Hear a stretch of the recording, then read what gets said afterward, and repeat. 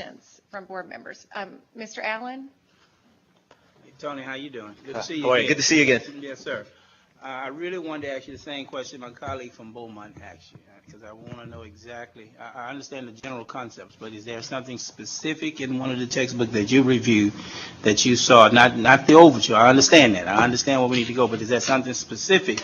And if not, if you would review them later, could you then email me and show me what some specifics are? I would like to do both. It's a gargantuan task because, and I don't mean to be glib about this, every reference in the Pearson and the Houghton Mifflin that says Latino, it could be substituted with Latino, Chicano, Mexican-American, Texican, Tejano. To not give that sort of nuance to the identity is to not prepare students for what's in front of them. And you just have to look at the street signs in Houston to see the contribution that many cultures have made. We have to understand profoundly. So I would list that as one reference. And then earlier, folks were counting lines. It's not very hard to count the lines dedicated to the Mexican-American Civil Rights Movement and the Chicano movement. So I would point that as a glaring omission.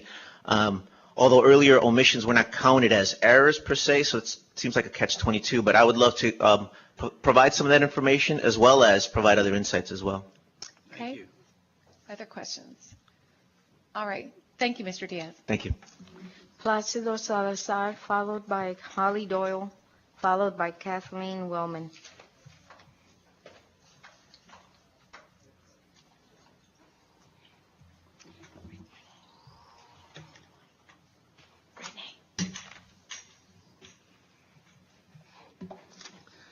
Thank you. Good afternoon. I'm Placido Salazar from the Dr. Hector P. Garcia American GI Forum Organization of Texas. And let me start by asking, isn't it time for all Mexican-American students, all American students, especially Mexican-American students, to learn that we are recognized as the ethnic group most decorated for bravery per capita? They deserve to learn the truth and to take pride in our accomplishments in defense of our great country.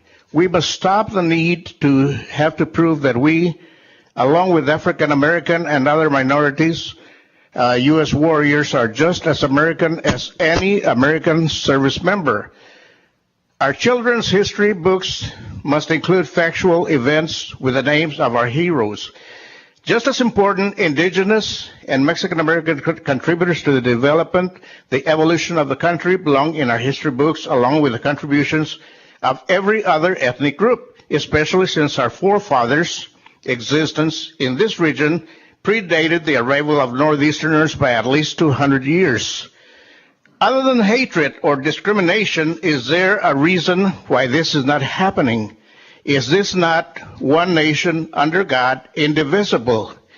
Now, we don't care what your religious beliefs might be. Your religion is your personal business, but don't try to impose your religious beliefs or your political ideology on our children through their public school textbooks. After all, these are public schools, not schools of theology. Our children's religious education must be left up to their respective parents, far away from every public school. That is the parents' responsibility, not yours. Thank you very much. Please note that I am by no means saying that God's name should not be present in every school event. God is in the pledge we take when committing to die, if necessary, in defense of our country.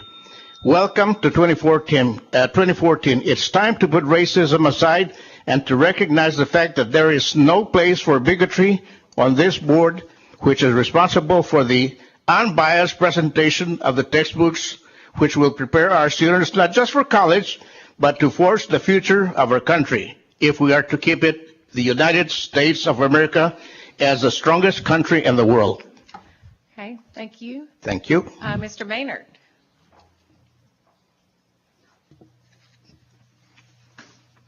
Mr. Salazar, Mr. Maynard has a question for you if you want to grab the mic down. There you go. Okay. Mr. Salazar, thank you for coming today. Did you provide us some specific factual errors for us to deal with?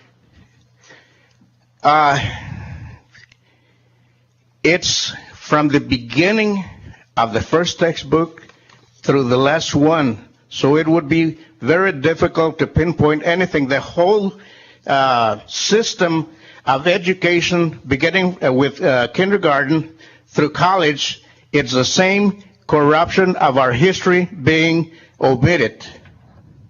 Okay. I understand your testimony, but our purpose today, and by the way, that the legislature, I mean, as far as what we can do statutorily, is pretty much dictated to us. What we're looking for today is TEKS compliance and factual errors. And so what I'm asking is that were you able to find specifically some factual errors that this board can address, or we can pass along to the publisher?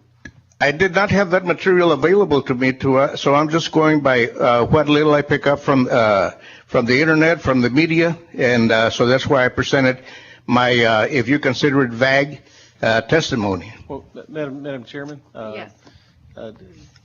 Can we direct staff maybe to help Mr. Salazar as far as maybe where he can actually access that material? Yeah. Yeah. You can actually access all of these textbooks. We want our process to be very transparent, and so all of those textbooks are available for you to look at. And Very well. And we want you to do that. We invite you to do that. So. And they're all online now, so we're all having to get used to the new way it's done. So, Right. All right, other questions? Thank you. Okay. Thank Unfortunately, not all of us are very computer literate, so I do what I can with what I have. Yeah. If I had a better Amen. education, I would be able to do better. Yeah. Thank you very much, Thank Mr. you, ma'am. Salazar. Thank you. Holly Doyle, followed by Kathleen Willman, followed by Rishi Butada. Holly Doyle. Hi, Holly. Hi. Madam Chair and members of the committee, my name is Holly Doyle, and I'm a sophomore at Texas State University in San Marcos. Thank you for listening to my statement today.